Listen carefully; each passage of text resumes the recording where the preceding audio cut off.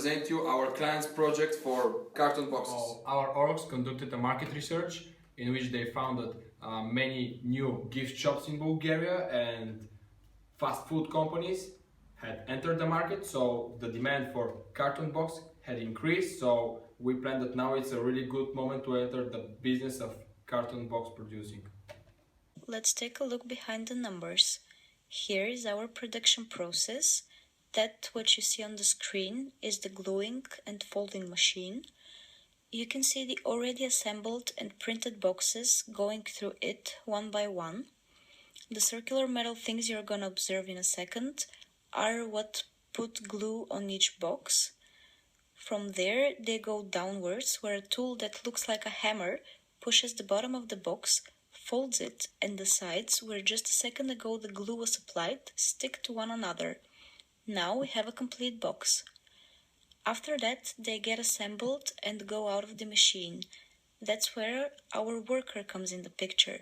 He or she needs to keep track of the boxes the machine has glued and folded, count them, and in that way keep track of the production process. The direct materials for our business are going to be the carton and the glue, with a need of 0.125 sheets of carton per box and the carton price of 1.50 lev per kilogram, and also a glue price of 0.01 lev per unit. Our direct material cost comes to 0.05 lev per unit. In our business, we plan to hire 3 workers, 1 for operating each machine. We plan to have them work 8 hours per day for a total of 22 days in a month, and we are gonna pay them at 4 lev per hour, which is the market price for wage. And our direct labor cost comes to 0.01 lev per unit with these expenses. As for the rent, we have decided to rent a space near the center of Sofia for 683 lev per month, which is not a very high price when you consider that the space is going to accommodate all of our machines and is also located in the capital. Our other expenses include punching for 515 lev and insurance for 300 lev.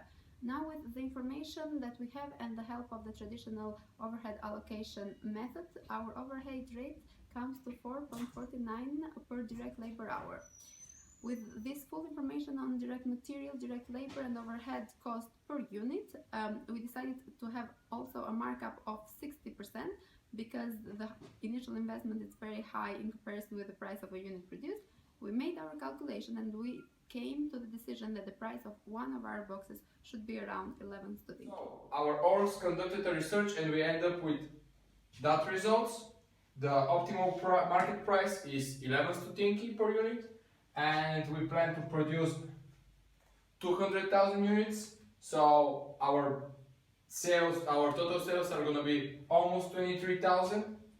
The variable expenses per unit are almost 6 zloty. The contributional margin is also almost 6 zloty. The good thing is that our net operating income is 9,500 level, and the break even is only at 4,138 level. So the margin of safety is quite good at 82%, and the operating leverage 1.22. The good thing is that we have stable sales each quarter. They are almost 23,000, and we have a cash surplus after all the math. Hello guys, my name is Nikita, and I would like to do the NPV and IRR analysis of our project. First of all, the most essential part of NPV and IRR analysis is to decide on which discount rate we actually would go with. We decided to go with 13% because it is a reasonable rate for Bulgaria and our company is relatively not as big. Tax rate is fixed on 10%, we know that in Bulgaria. And here we can see the annual cash flows from year 0 of initial investment and for 5 years. The initial investment was 3,420 levels, which is in year 0. And as we can see, we've actually managed to get a positive NPV out of our activities for 5 years. And also we managed to get a 5% internal rate of return, which is not super high figure, but is relatively good numbers that actually suggest to invest into this project.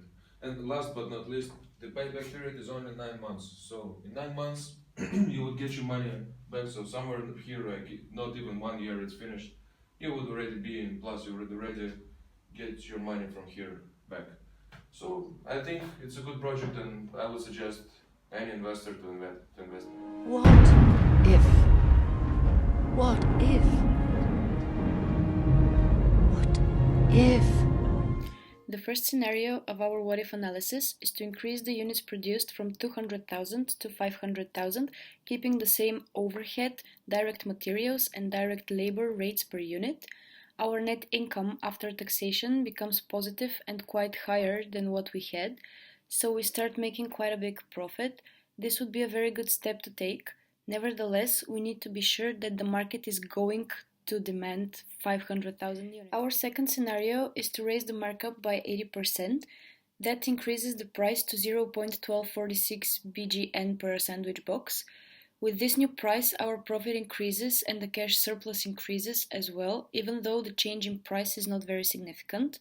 Our business would be better off taking this step because MPV and IRR also increase significantly. Third scenario. Let's assume that we find cheaper suppliers for the carton and the glue. If we find suppliers that are going to sell us the carton from 150 level per sheet to 75 stutinki and the glue from 7 level to 5 level, we'll be able to raise our profit quite a lot. This would be a very desirable action, but it's going to be hard to find those suppliers that are going to sell us our direct materials for these prices.